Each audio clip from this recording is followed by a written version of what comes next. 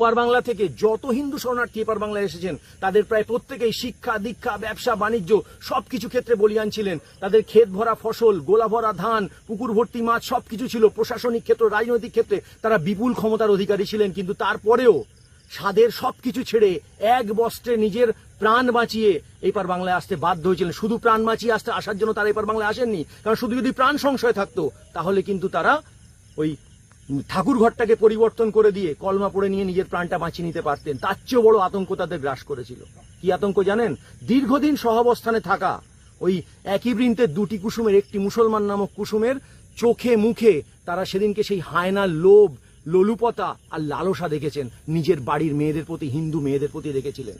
তাই তারা আর সাহস করে সেখানে থাকেননি। এরপর যখন নোয়াখালীর দাঙ্গা হলো তারপর আর কোনো হিন্দু সাহস করে ভাবেননি ওপার বাংলায় তারা থাকবেন। তাই রাতের অন্ধকারে অজানা ভবিষ্যতের দিকে এপার বাংলায় চলে এসেছিলেন এবং এপার বাংলায় এসে এই ভারতবর্ষের মূল ভূখণ্ডে এসে তারা স্ব ক্ষেত্রে প্রচুরভাবে প্রতিষ্ঠিত হয়েছেন, বিভিন্ন ক্ষেত্রে দারুণভাবে প্রতিষ্ঠিত হয়েছেন।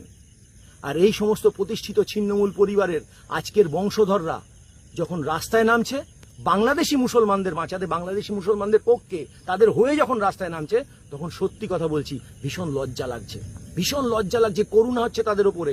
আমি তাদের উদ্দেশ্যে বলতে চাই, এই যে আপনারা রাস্তায় নামছেন, আপনারা বাড়ি গিয়ে নিজের পূর্বপুরুষের ছবির সামনে, সে আপনার বাবা মা দাদু ঠাকুমার ছবির সামনে বা তাদের মুখের সামনে দাঁড়িয়ে বলতে পারবেন তো যে কাদের জন্য আপনারা রাস্তায় নামছেন?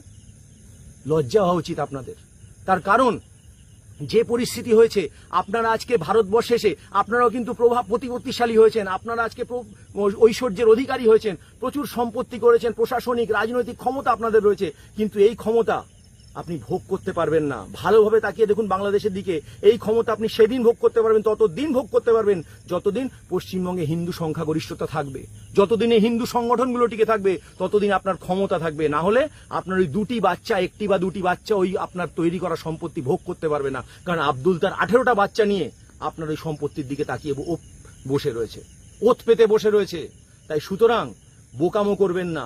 বৃহত্তর স্বার্থে ক্ষুদ্রতর স্বার্থকে বিসর্জন দিন। আমি তৃণমূল, সিপিএম, কংগ্রেস সহ সমস্ত রাজনৈতিক নেতাদের তাদের উদ্দেশ্যে বলছি, যারা ছিন্নমূল পরিবার থেকে যাদের বংশধর আজকে ওই সমস্ত দলগুলোর নেতা হয়েছেন বা কর্মী হয়েছেন, তাদের উদ্দেশ্যে বলছি, সমস্ত ইস্টবেঙ্গলের সমর্থকদের উদ্দেশ্যে বলছি, একটাই কারণে বলছি, কারণ ইস্টবেঙ্গলের গ্যালারিতে যখন বাংলাদেশি মুসলমানদের সমর্থনে পতাকা লাগছে তখন সেটা দেখে আমার লজ্জা হচ্ছে, কারণ আমি নিজেও একজন ছিন্নমূল পরিবারের সন্তান, আমার লজ্জা লাগছে।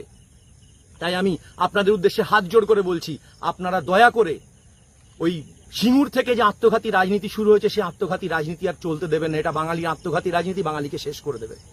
একসাথে থাকুন। আর আজকে এমন একটা সুযোগ আমাদের সামনে এসছে, যে সুযোগ হচ্ছে একদিন আমাদের পূর্বপুরুষের উপরে যারা অত্যাচার করেছিল সেই সমস্ত মানুষদের উপরে, সেই সমস্ত মানুষরূপী জন্তুদেরকে আজকে বিনা লড়াইতে প্রতিশোধ নেওয়ার সামনে আমরা দাঁড়িয়ে রয়েছি। সেই প্রতিশোধ কিন্তু আমরা নেব এই দেশ থেকে সমস্ত বাংলাদেশি মুসলমানদের বিতাড়ন করে, সবাইকে বিতাড়িত করে। তাই আসুন সঙ্গ দিন, সঙ্গ দিতে না পারলে অন্ততপক্ষে বিরোধিতা করবেন না।